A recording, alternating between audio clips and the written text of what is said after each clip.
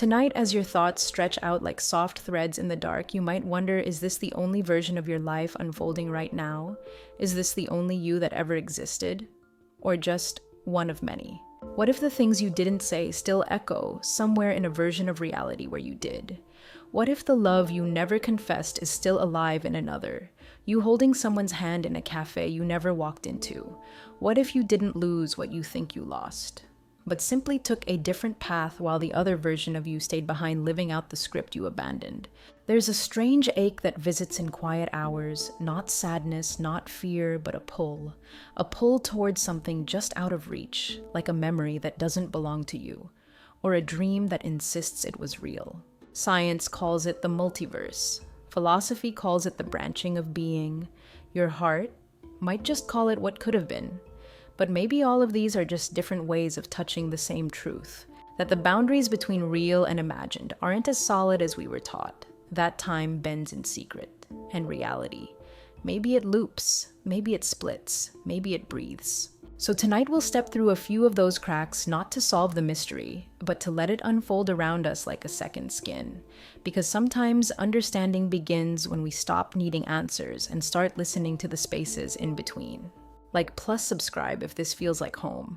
And tell me, what thought keeps you up at night?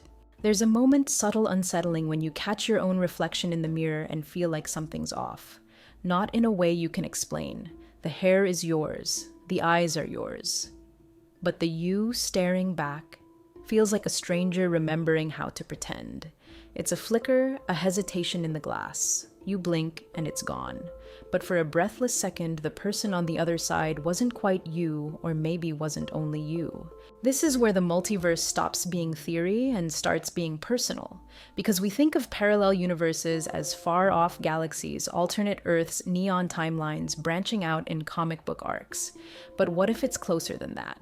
What if the multiverse is inside the mirror, staring back through 1,000 possible versions of the life you could have lived? It starts with that quiet fracture, the dissonance between how you appear and how you feel, the outer smile, the practiced posture, the learned tone, all the pieces you assemble to be acceptable, to be loved, to belong. Jung would call it the persona, the mask we wear to navigate the world. But behind it hides the shadow, and behind the shadow, the inner child, the one who remembers, the one who still believes in magic and monsters, who still wonders why the grown-ups stopped listening. That child, unedited, unmasked, exists in another universe where the rules are different, where you didn't flinch when you were told to be quieter or smaller or less, where your yes meant yes and your no didn't need explaining. Maybe that version of you still laughs too loudly, still dreams in full color, still trusts without shame. And maybe they're looking at you through the mirror now, wondering what happened, wondering why you're so tired all the time, why you stopped asking questions, why your reflection looks like a version of yourself that gave up on the story too early. The paradox here is this: the multiverse doesn't just mean infinite others, it also means infinite yous. And some of them never forgot who they were. Some of them stayed soft. Some of them ran toward the things you ran from. Some of them lived a little more wildly and a little more honestly. So here you are standing at the edge of that mirror, feeling both the ache and the invitation. Because it's not just a glitch, it's a portal. And maybe the person you saw for a second, the one who blinked in and out of alignment, was reminding you of something you lost when you tried too hard to be this version of yourself. We often confuse growing up with becoming smaller, safer, more efficient. But what if growing up is just one timeline and growing back into wonder is another? Pause for a moment and ask yourself this. What would your reflection look like if it were shaped by your desires instead of your fears? What expression would your eyes hold if they didn't have to pretend anymore? If the person behind the glass could speak, what would they say? Maybe they'd whisper, "I'm still here." In another version of this story, I didn't disappear. I'm waiting. And maybe the mirror isn't showing you something broken. Maybe it's showing you proof that somewhere in the lattice of realities you are whole, you are unforgotten, you are still becoming. And that truth, even if it flickers, is enough to keep going. You've felt it before. That quiet ripple in the middle of an ordinary moment, a pause in the air, the faintest jolt in your chest, and then it hits. I've been here before.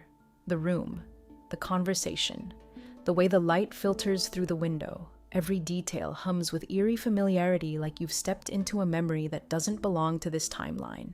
People call it déjà vu. But what if it's more than just a trick of the brain?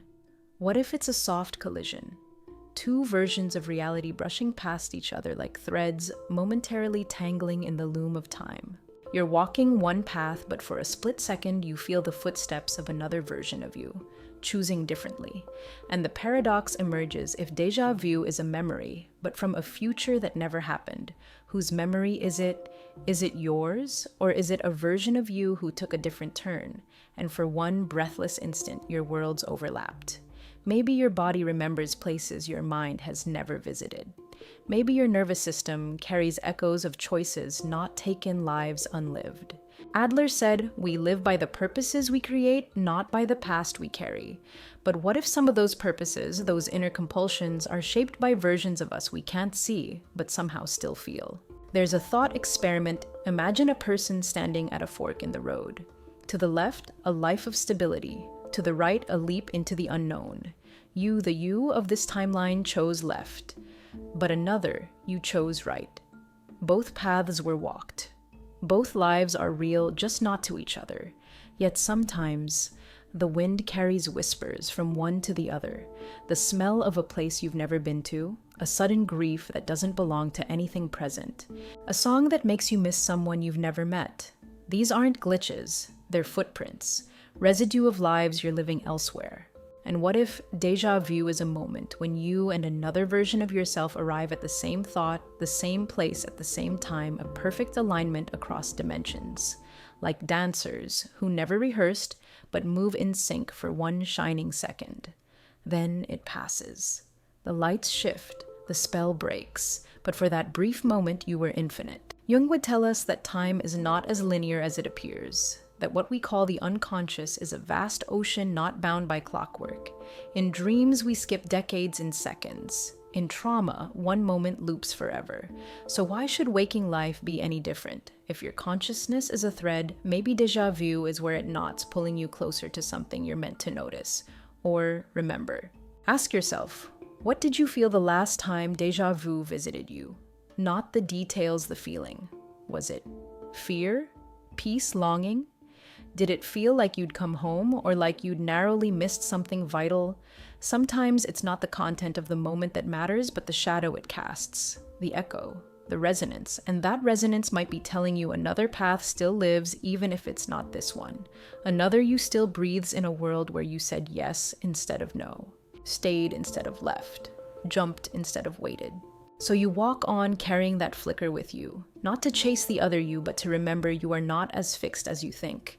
That for every path you didn't take, there's a version of you who did. And maybe, just maybe, they're walking beside you in the silence. There's a moment you barely noticed, so small, it vanished almost as quickly as it came.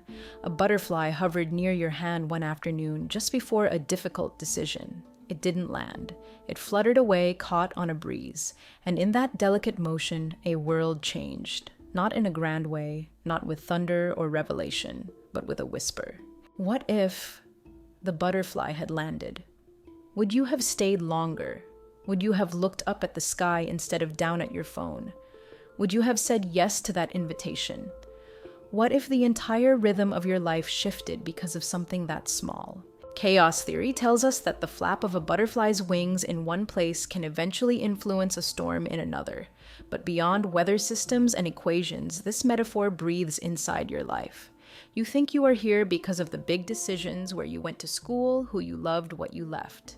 But what if the bigger shifts came from moments so subtle you didn't even mark them a second of hesitation? A glance you didn't return. A door you almost opened but didn't. The butterfly that didn't land. In a multiverse of endless timelines, each of these micro moments could split the world in two. And not just in concept, but in feeling. Because deep down, you've sensed it, the ache of an unlived life. The haunting familiarity of a path you didn't walk. It's not regret exactly. More like a ghost of possibility that lingers in your chest. Gabor Mate might call it the pain of disconnection, not just from others, but from parts of yourself that were left behind in another version of the story. You think back to the times you were almost someone else, almost brave, almost honest, almost free. Those moments still live, but not here. In this timeline, you turned inward. You said, maybe later. You chose safety, silence, logic, and that's okay. But another you, a wilder, riskier, you stood in the same spot and said yes. They followed the butterfly.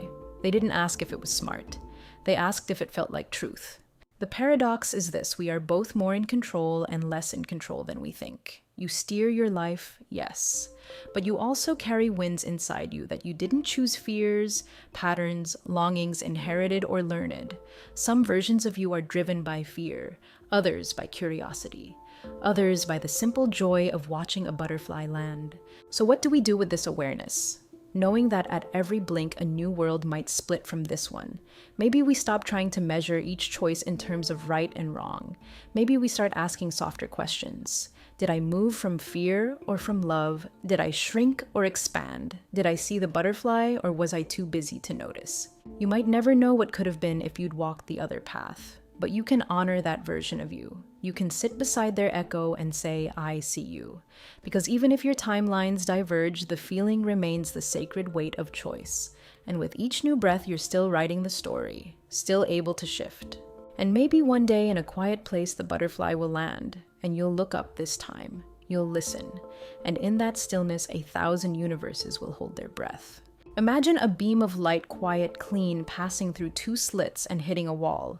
You'd expect 2 bands of light to appear simple and neat, but instead it paints an interference pattern like ripples overlapping in a pool. That alone is strange. But stranger still. Is this when the light is watched, the pattern changes? The interference disappears. The light behaves differently, as if it knows it's being observed, as if it performs one way in the dark and another under scrutiny. This is the double-slit experiment, and it may be one of the most unsettling clues we have that reality itself bends under the weight of awareness. So what does this mean for you? For your quiet, ordinary life filled with small decisions and silent doubts? Maybe more than we realize. Because the paradox the universe seems to whisper is this: things exist in potential until they are seen. The act of watching shapes the outcome. The act of witnessing collapses the wave into a particle, choosing one version of reality over another. And if that's true on the level of light and atoms, what does it mean for the versions of you that exist only in your imagination? The dreams you haven't looked at too closely, the longings you've half denied. You might wonder if the universe shifts when it's being watched. Then how much of your own life has molded itself around the gaze of others, around the weight of being perceived?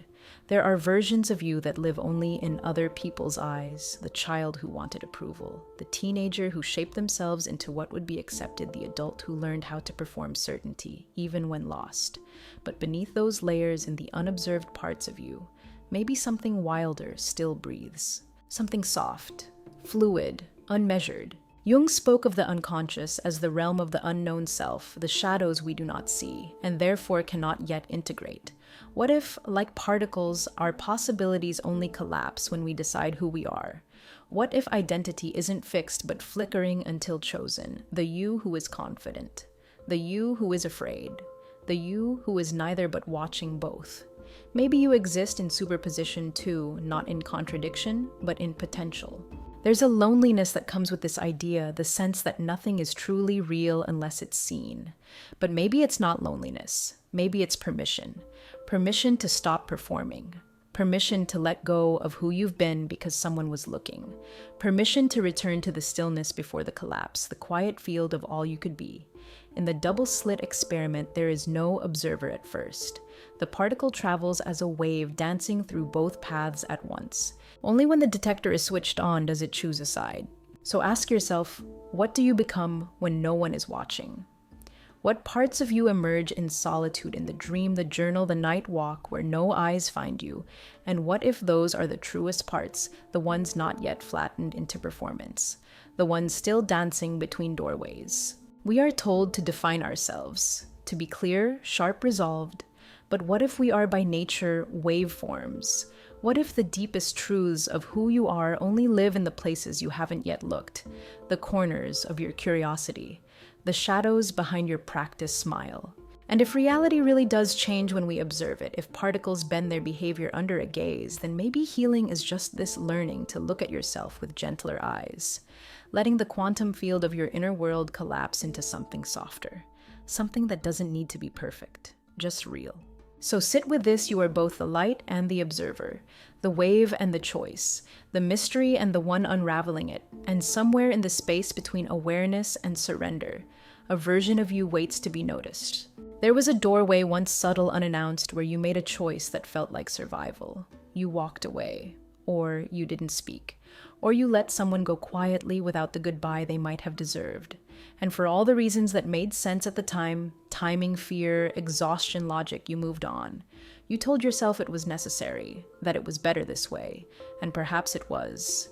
But even now, a quiet part of you wonders, what if I had stayed not out of duty, not out of fear, but out of something tender, something unfinished?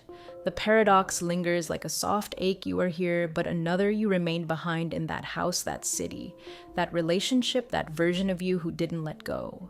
You can feel it sometimes like a ghost limb, a phantom version of yourself living a parallel life where they held on, where they fought harder, or maybe where they surrendered sooner. And while your mind tells you to forget, to move forward, to let the past dissolve, your body remembers. A scent that opens a forgotten door, a street that echoes with a memory, a song that pulls something you never fully unpacked into the present. That's the thing about alternate selves. They don't always exist in other worlds. Sometimes they exist in you, in the things you carry, the silence between heartbeats, the soft regret you don't name but feel in your bones. Jung might say that grief is a companion of the self, a guide that appears not just when we lose others, but when we lose parts of ourselves. And in the multiverse, loss takes on a different meaning. Maybe nothing is ever fully gone. Maybe it's just relocated. Maybe the version of you that stayed is still living that life, still waking up in that apartment, still kissing the person you left behind. You don't have to believe this literally, but feel the metaphor in your chest. Let it speak.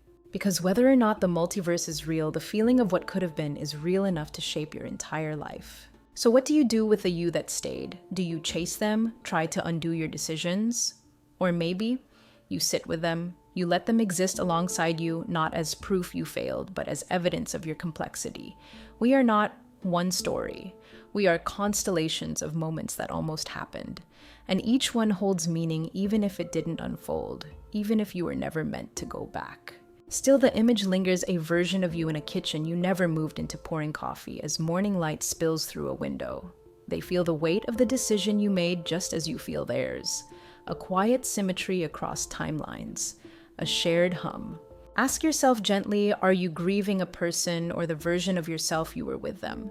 Are you longing for the path or for who you were on it? And is it possible that by acknowledging that ache, you bring some healing not only to yourself, but to that other you as well? Because if the multiverse is real, then every healed moment here sends ripples there. Forgiving yourself here frees them too. And maybe on a night like this, they're thinking of you as well, the one who left. The one who grew, the one who turned a page they couldn't. So tonight, light a quiet candle in your mind. One flame for the you that stayed. One for the you that left. And one for the version of you that is beginning again right here, right now. You remember it clearly, a childhood book with a name spelled a certain way. A moment in history taught in school with firm conviction. A logo, a line from a movie, a famous death. And then one day you discover it was never that way. The name was spelled differently. The quote was never said. The event never happened the way you swore it did. You're told you remembered it wrong. A glitch, a misprint in the mind. But deep inside, something resists. No, you think, I remember this. And you're not alone. Thousands, even millions of people remember the same wrong thing. That's the Mandela effect, collective memory of events or facts that never officially occurred in this timeline. It's named after Nelson Mandela because many people remember him dying in prison in the 1980s, publicly, with news coverage, with mourning, except he didn't. He was released. He became president. He died in 2013. So how do so many people remember the same thing that never happened? Theories range from faulty memory and mass suggestion to timeline shifts. The multiverse bleeding at the seams, parallel realities brushing past each other, leaving smudges like fingerprints on glass. And you're left wondering if memory is this unstable. How do we know what's real? And more hauntingly, whose memories are these really? The paradox is sharp memory is supposed to be personal, but here it's shared. And yet, it doesn't match the truth. So what do you trust? The official record, or the felt experience, Jung might tell us that memory is a function of meaning, not just accuracy. That what we remember is filtered through our psyche's need for coherence, emotion, and identity. But when entire groups remember the same alternate version, the question becomes deeper. Are we glimpsing another layer of reality, a timeline we once occupied and then left behind? It's not just pop culture or history. It happens in your personal life too. A detail in your family story that shifts depending on who's telling it. A conversation you were sure you had that no one else recalls. A version of your past that doesn't quite align with how you feel it should. And perhaps the scariest possibility of all, maybe you're the one who moved. Maybe the reality you remember was once real, until you slipped. Until something nudged you sideways through the fog. If you've ever felt strangely out of place, like the colors are too bright, or your friends don't quite feel the same, or your own handwriting seems foreign, maybe it's not just anxiety. Maybe it's the residue of a jump, not a leap through space, but through probability, through the corridors of what almost happened, through a version of the world where the Berenstain Bears were spelled just as you remember. Of course, there are rational explanations. Neuroscience tells us the brain edits, assumes, fills in gaps, but rational doesn't always mean whole. Gabor Mate might say that trauma can also fracture memory, reshaping it to protect us. So maybe the Mandela effect isn't proof of parallel worlds, maybe it's proof that reality itself is stitched together by the fragile threads of meaning, emotion, and need. Still, it lingers. The misremembered lyric, the logo that feels wrong, the face that's familiar even though you've never met, and somewhere deep inside your mind whispers, I know this. So you stand in that strange in-between, not demanding certainty, but honoring the feeling. The sense that perhaps your life isn't a single stream, but a convergence. A layered mosaic of timelines where the self is a traveler, and memory is the map that sometimes blurs. Ask yourself what memory won't leave you alone, even though no one else recalls it. What piece of your past feels like it was borrowed from another life? And could it be that your soul remembers more than your mind can explain? There are dreams, and then there are those dreams, the ones that don't fade when the sun rises, the ones that cling to you throughout the day, not like stories, but like places you actually visited. You wake up not with confusion, but with grief, as if you've left somewhere you belonged, as if something was torn away. Sometimes it's a city you've never seen but know intimately, a voice you've never heard but ache for. A house filled with objects you've never owned yet. In the dream, you knew exactly which drawer held the old photographs. These aren't just dreams. They feel like memories. But memories of what? The paradox presses softly. How can you miss something you never had, long for someone you've never met? Feel heartbreak for a story that never happened, at least not here. In the theory of the multiverse, dreams like these may be bleed-throughs, crossings, thin spots between the membranes of timelines. As you sleep, the conscious mind loosens its grip and you slip sideways, downward, inward into another version of reality. A dimension just out of reach in waking life, but so familiar in the dream that you almost forget who you are when you wake. Jung believed that dreams were the bridge to the unconscious, the symbolic theater where the psyche plays out its hidden truths. But what if the unconscious mind isn't just a well of symbols, but a hallway lined with doors? And some of those doors open into other lives, other yous, other paths, other truths that exist in parallel, but beyond awareness. Not just metaphorically, but metaphysically. You've had it happen waking with tears in your eyes, not knowing why, or with a peace you can't explain. As if the dream didn't end but continued somewhere. And maybe it did.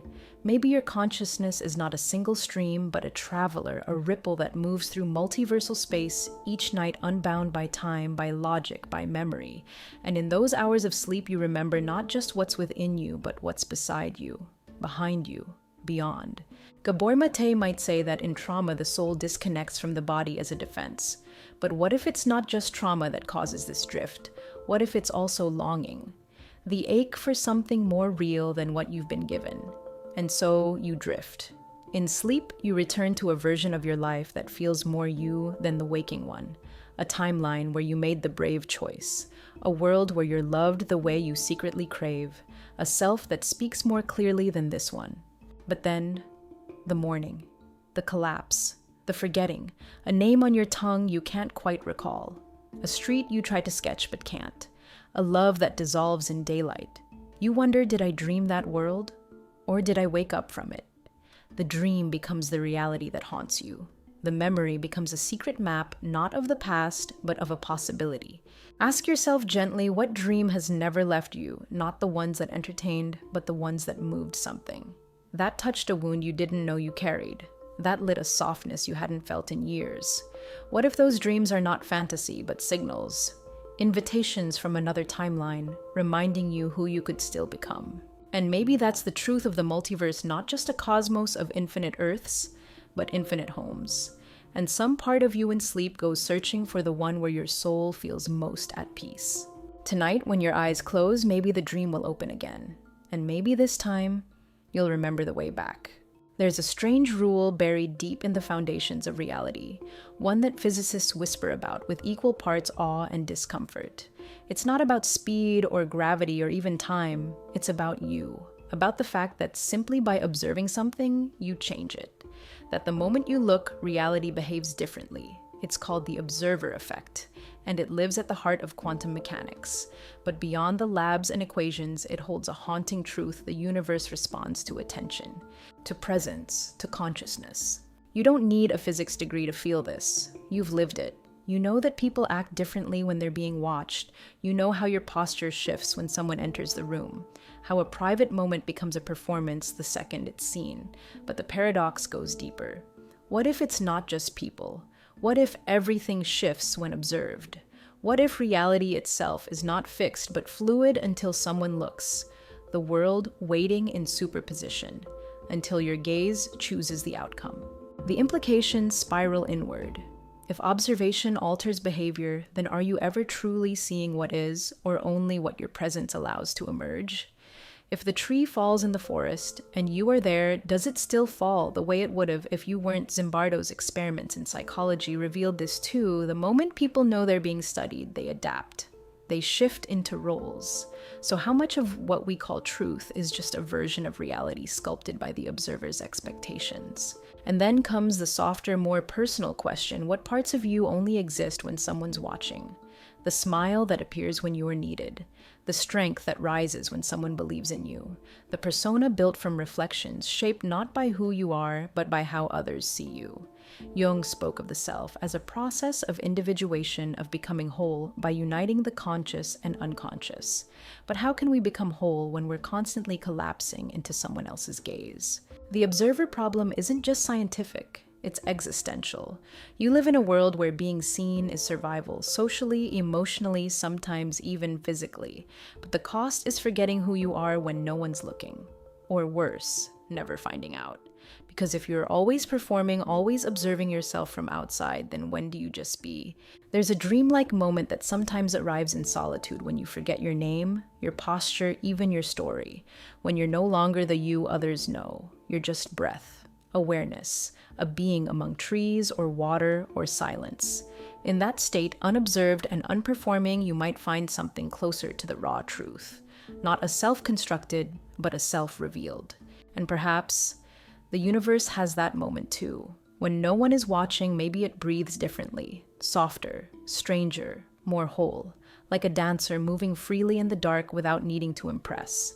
Maybe consciousness isn't just an observer, maybe it's a participant, a co-creator, not a scientist in a lab coat, but a child drawing on the walls of time. So ask yourself, what changes in you when you feel seen? What fades when you're alone? What truth emerges when you stop trying to make sense and just watch without judgment? You are the eye and the mirror, the experiment and the field. And the moment you stop watching, something unexpected might emerge, not because it's new, but because it was always there waiting for your absence. We've been taught to see time as a straight line, past behind us, future ahead, now sandwiched somewhere in between. A ticking clock, a forward arrow. But when you slow down, really slow down, time begins to shift. It stretches, It loops. Sometimes it disappears altogether. You felt it the way a memory from years ago feels closer than yesterday, the way a single moment of grief lasts forever, while entire months blur into nothing. The paradox is, this time behaves like space in the mind. You move through it, but it also moves through you. Some physicists suggest that time isn't passing at all, that every moment, every event already exists in a block universe. A frozen landscape where all things past, present, future coexist like rooms in a vast mansion. You don't move through time. You simply experience different coordinates of it, one room then another. And perhaps when your attention shifts, so does your position in the house. You've felt this in dreams, how they bend time like string folding decades into seconds. Or in trauma where one event replays endlessly as if it never really ended. Or in love where hours feel like minutes and absence stretches like a lifetime. Time, it seems, doesn't follow rules. It follows meaning, emotion, perception. Carl Jung believed that time and psyche were deeply intertwined, that what feels distant or near depends not on clocks, but on consciousness. So what does this mean for the multiverse? If every moment already exists, maybe every choice already does too. Every what if, every alternate you. They're not ahead or behind, they're beside. You don't need to chase them into the future. You can reach sideways inward through memory or dream or breath. Imagine standing in an elevator with glass floors and ceilings. You see versions of yourself above and below other lives, other moods, other paths, all playing out stacked across dimensions. And for a moment you feel the strange truth. You are not just the person in the elevator. You are the whole structure, the entire spiral.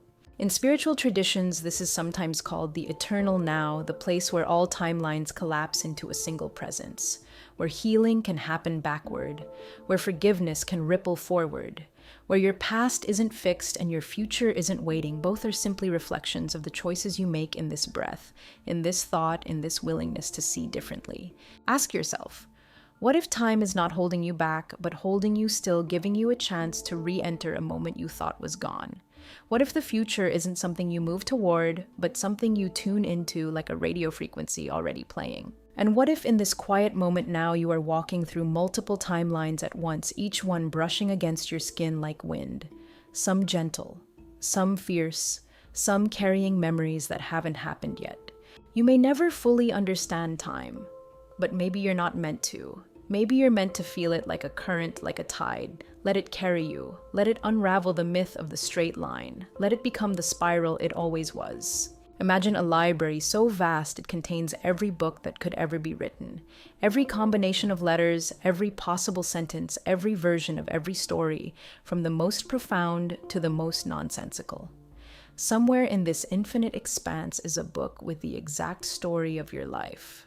Not just one, but many. One where you became a musician. One where you never left home. One where you never met that person, never sent that message, never walked away. This is the Library of Babel, the first imagined by Jorge Luis Borges. A symbolic place, yes, but also a whisper from the multiverse. Because if the universe is infinite, then so are the possible arrangements of everything within it, including you. The paradox unfolds slowly in a space where every possibility already exists. What gives anything meaning?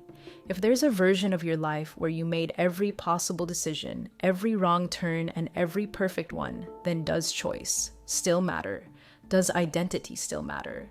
And more hauntingly, how do you find yourself when there are infinite versions of you scattered across realities? You may feel this on quiet nights, the disorientation of possibility, the weight of knowing that every choice closes one door and opens another, but also that those closed doors might still be open somewhere, and that you might still be walking through them. Gabor Mate might call this grief for the unlived life, the mourning not of what was, but of what could have been. Jung might call it the tension of opposites, the psyche trying to hold both truth and possibility without collapsing into confusion. In the infinite library, you could spend lifetimes searching, trying to find the version of yourself that got it right, who didn't hesitate, who didn't betray themselves. But maybe the point isn't to find that version, maybe the point is to stop running from the version you are. Because even in a library of infinite selves, this one, the you reading these words, breathing this breath, is the only one you can touch, the only one that can choose to pause, to reflect, to shift. Still, it helps to imagine. Close your eyes for a moment and picture the shelves towering above you endless, dusty spines glowing faintly. Somewhere your hands run across a volume with your name on it. You pull it down. It's heavy. When you open it, the pages feel familiar, but they change as you read them, shaped by your memory, your longing, your attention. You realize the book is still being written. The story is still alive, even here. And maybe the library isn't just out there. Maybe it's within you. Every dream you've had, every version of yourself you've imagined, every moment when you thought, I could be more, I could be someone else. All those pages are still turning, all those lives still unfolding in parallel, not to confuse you, but to remind you you are vast, you are layered. You are not just this story, but the capacity to live many. Ask yourself, if you could open the book of your unlived life, what chapter would you turn to? What version of you would look back from the page? And is it possible that their courage, their peace, their joy could leak into this version of you like ink from one line into another? You are not lost in the library. You are the librarian. You choose what to read, what to write, and what to leave behind. You're walking down a hallway in a dream. You don't remember how you got there, only that the walls feel familiar like childhood. There's a mirror at the end, but something tells you not to look into it. You feel it before you see it, someone standing just behind the reflection. And when you do finally look up, you realize it's you. Not the version you see every morning, but a little different. The posture, the eyes, the quiet expression that holds both kindness and something unreadable.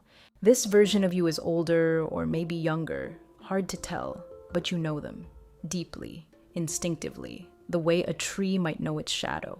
What would you say standing face to face with another version of yourself? One who made different choices, one who stayed instead of leaving, one who risked everything or gave it all up. Would they recognize you? Would they judge you? Would they grieve who you've become or envy your strength? In Jungian psychology, this is more than a dream. It's the integration of the self. The moment you confront the aspects of you that were cast aside not out of malice, but out of necessity. The you that had to go silent so another part of you could survive. And in the multiverse, this symbolic mirror becomes something even more literal. What if these selves are not just parts of your psyche, but parallel versions of your actual existence, living side by side in timelines so thin, so close they sometimes overlap, in sleep, in memory, and intuition?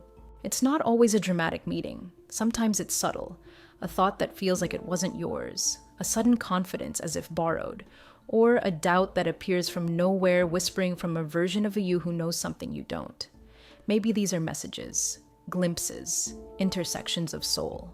The paradox of meeting another you is that it can make you feel both deeply alone and profoundly connected. Because in seeing another version, you begin to realize how many lives you contain. You are not static. You are not stuck. You are a fluid, shifting consciousness shaped by decisions, yes, but also by mysteries you'll never fully grasp. So imagine it now sitting across from another you. Maybe you share tea, maybe you don't speak at all, just eyes meeting across the space between timelines. What do they carry that you need? What do you carry that they lost? Perhaps you are braver in ways they aren't. Perhaps they still hold the softness you buried. And together in that silent exchange, you begin to feel whole again, not because you have all the answers, but because you finally stopped rejecting the other versions of your becoming. You might wonder if I could absorb the wisdom of all my parallel selves, if I could weave their lessons into mine, who might I become? Could I heal faster? Could I live fuller? Or would I finally rest, knowing I've touched the edge of what I truly am? The meeting doesn't last. The mirror fades, the hallway dissolves, but something lingers, a calm, a knowing, that even if you walk alone in this timeline, you are never truly alone. You are surrounded by echoes, reflections, other selves rooting for you from behind the veil. And maybe you're doing the same for them. In a universe where every possibility plays out somewhere, where every version of you exists in some sliver of reality, it's easy to wonder, what's the point? If there's a timeline where you succeed and another where you fail, a version of you that loves boldly and one who never speaks up a self, who heals and another who never begins, then what does it matter what you choose here? Why try if the multiverse has already tried everything? This is the quiet threat of infinite realities, not confusion, but nihilism. A soft despair dressed up as logic. The idea that if everything happens somewhere, then nothing means anything here. But meaning doesn't come from outcomes. It never did. Meaning comes from attention, from presence, from being inside the moment rather than outside of it, comparing it to versions that could have been. Even in a sea of infinite paths, this step, the one you're taking now, still matters. Viktor Frankl, who faced unimaginable suffering, said that we don't ask life for its meaning, life asks us. And we answer through how we live, how we carry our pain, how we respond to the unknown. In a multiverse of endless versions, your meaning isn't in being the best one. It's in being the most awake one, the most honest, the most present. Adler believed we are driven not by the past, but by our chosen purpose, that even our suffering serves a direction, a way of becoming. So if you're tempted to spiral into what if, pause, breathe, and ask instead, what now? The paradox is simple but sharp. The multiverse can make you feel small, or it can make you feel expansive. You can drown in infinite options or be liberated by them, because no one timeline can carry the full weight of your being, and that's okay. It means this version of you doesn't need to get everything right. It just needs to be true. Imagine meaning as light, not a fixed shape, but a glow that spills into every version of your life, no matter how messy. You give your day meaning not by perfect choices, but by how gently you speak, by the way you pause to listen, by the way you reach even when uncertain. Each gesture is a kind of protest against the void, a signal flare that says, I am here, I exist, I choose this. You've likely met people who've lost their sense of meaning not because they failed, but because they forgot that this moment counts, that even folding laundry or making tea or showing up on a tired morning is sacred when done with presence. You may have felt that forgetting too, the drifting, the grayscale of existence, and perhaps what pulled you back wasn't a great event, but a small moment, a bird landing nearby, a song that cracked something open, a stranger's kindness. These are the anchors, the reminders that this version of you matters. So ask yourself, what if the purpose of your life isn't hidden in some grand cosmic plan, but simply chosen, breathed into each act, each word, each silence? What if meaning doesn't come from being the one who did the most, or loved the hardest, or won the game, but from being the one who woke up inside the dream and said, this is mine? You live in a multiverse, yes, but only one version of you will ever feel the way this moment feels. Only one gets to write this paragraph of your story. That's not pressure, that's permission. And maybe, just maybe, all the other yous are watching, not to judge, but to learn how you carry the flame. There are people you meet who feel like they've always been there, as if no introduction was needed, just a quiet recognition, a soft click like puzzle pieces finding each other after lifetimes apart. Love in this sense doesn't always feel like a discovery. Sometimes it feels like a remembering, and in the context of the multiverse, it makes you wonder, what if we don't just find each other once? What if we find each other again and again across timelines, across lives, across worlds? There's an ache tucked into this thought, a tenderness that comes not from fantasy but from something older, a knowing. Because even when love doesn't last in this timeline, even when circumstances, timing, fear, or distance pull you apart, something in you whispers the story isn't finished. Maybe not here, but somewhere, in a softer world, a version of you is still with them, still laughing in a kitchen you never moved into, still holding hands beneath stars you never saw. Quantum entanglement suggests that particles once connected remain connected no matter how far apart they drift. The state of one affects the other instantly across distance, across time. Einstein called it spooky action at a distance. But what if love works the same way? What if some souls are entangled not metaphorically, but cosmically, and even if you never see them again in this reality, their presence pulls at you in dreams, in silence, in sudden waves of missing that don't make sense on a calendar? The paradox of multiversal love is that it can comfort and haunt. Comfort because nothing is truly lost. Haunt because nothing ever fully ends. You can move on, heal, start new chapters, and still feel a presence, not because you're broken, but because some bonds echo. Carl Jung said that what we do not make conscious appears in our lives as fate. But what if some loves were always meant to remain half-conscious, not for tragedy's sake, but because their purpose wasn't completion? It was awakening. Sometimes the most important people don't arrive to stay. They arrive to open a portal, to activate a timeline within you, to remind you of a version of yourself you hadn't yet met. And once that happens, you're never quite the same.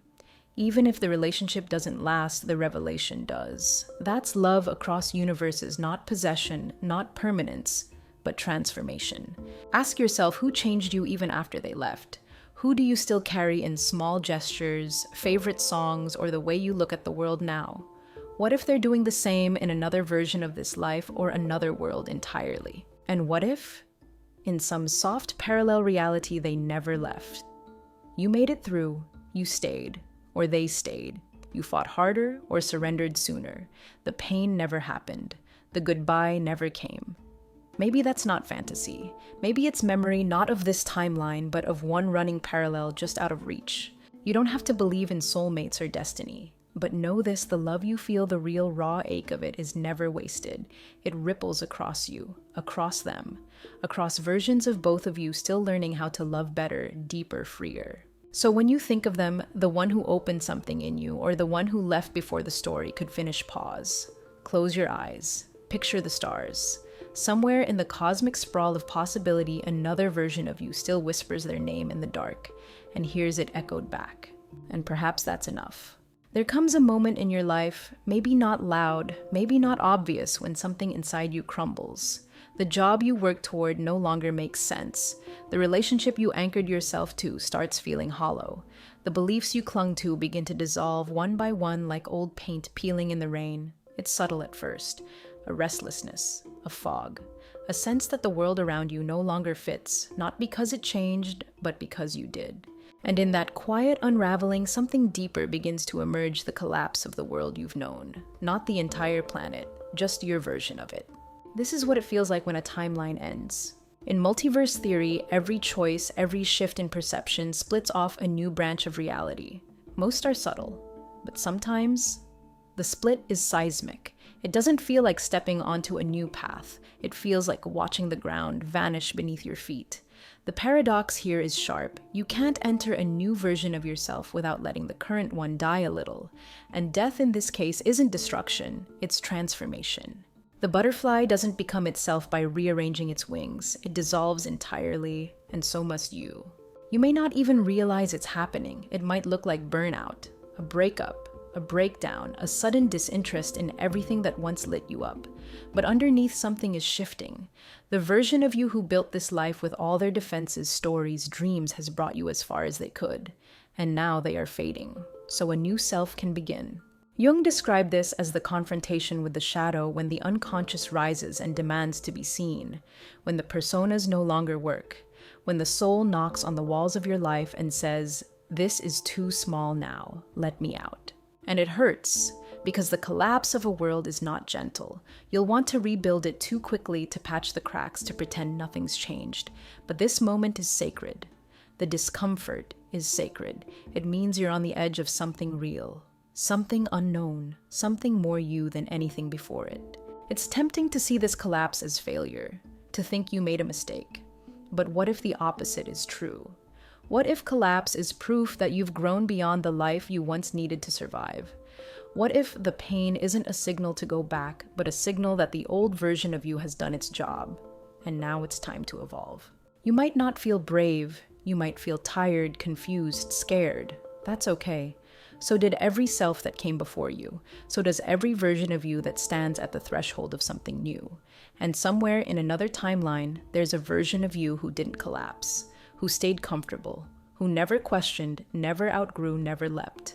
They are not wrong, but they are not you anymore. So ask yourself, what am I grieving that I haven't yet named? What part of my identity is dissolving not because it was false, but because I no longer need it? And can I sit in the ashes long enough to hear what the silence wants to tell me? Because when a world collapses, something deeper becomes possible. A clarity, a shedding, a doorway that only opens once everything else has fallen away. You are not broken, you are becoming. Let the old world fall. At some point, after all the theories and timelines, after all the versions of you have risen and fallen and flickered in your mind like soft light through a prism, a quiet truth settles into place, not with thunder, but with breath. You are not simply inside the multiverse, You are the multiverse. You are not a passenger being ferried from one parallel reality to another. You are the very doorway through which those realities unfold. Every time you make a choice, follow a thought. Breathe into a fear instead of running from it. A new world is born inside you, not out there, here. The paradox is almost too simple to grasp. You spend your life searching for the other versions of yourself, wondering what could have been, who else you might have been, and all along they were never separate. They are folded into you, waiting for permission to emerge. And when you give yourself that permission to shift, to evolve, to contradict everything you thought you had to be, you don't just become a new version of yourself. You birth a new universe in real time. Think about it, you've died and been reborn 100 times already. The child who hid their feelings gone, the teenager who tried so hard to belong fading, the self who swore they'd never open their heart again. Somehow here, yet softened. Each identity that once felt permanent is now a memory, a lifetime inside a body that keeps reshaping itself to hold more of who you truly are. Jung called this individuation the lifelong process of becoming who you are meant to be through integration, not imitation. And in that sense, your psyche is a multiverse, not metaphorically, literally. Each part, inner child, shadow, ego, dreamer, a realm of its own. So maybe you don't need to chase other dimensions. Maybe you need only to go inward to listen to the versions of you that whisper in the quiet moments. The one who still believes in magic. The one who dares to rest. The one who isn't trying so hard to be perfect. These selves are not illusions. They are portals, and you are the only one who can let them through. It changes everything. When you realize you're the portal, the world stops being something that happens to you. It becomes something that emerges from you. Every small act of courage, saying no, saying yes, saying nothing, ripples outward into 1,000 timelines, creating futures you may never see but still carry your fingerprint. You're not here to find the right reality. You're here to resonate, the one that aligns with your most authentic frequency. And as you do, the world around you bends, reorganizes, responds. So ask yourself, what version of me is waiting to be chosen? What part of me have I exiled, believing it didn't belong in this reality? And what if I let that part lead for a while, just to see what happens? The portal is not in the stars. It's not in technology or science fiction or ancient myths. It's in your breath, in your gaze, in your choice to keep becoming even when it hurts. You are the center of your own multiverse, the bridge, the breach, the unfolding. And maybe the moment you become fully yourself, all the other versions begin to fade, not as loss, but as return. So here you are at the edge of something you can't quite name. Not an answer, not a conclusion, but a soft awareness settling in your chest like dusk. You've wandered through timelines, memories, mirrors, alternate selves, and dreams that refuse to stay dreams. You've touched the edges of who you are and who you could have been. You've glimpsed the strange truth that the multiverse isn't only out there, it's within. It hums beneath your skin, it pulses in your quietest choices, it blooms behind your eyes each time you imagine a life just one breath away from this one. And maybe you don't need to understand it. Maybe you're not supposed to. Because some truths aren't meant to be solved, only softened into, like a lullaby with no chorus, like a thought that returns at 2 a.m. asking nothing of you except to listen. So tonight, as you drift between waking and sleep, let go of needing to know. Let the unanswered questions cradle you. Let the other versions of you, the brave one, the quiet one, the one who stayed, the one who ran, form a circle around you, not as regrets, but as reflections. You are not lost between timelines. You are what holds them together, a living thread moving gently between worlds no one else can see. End of script. Drift gently and I'll meet you in the next thought.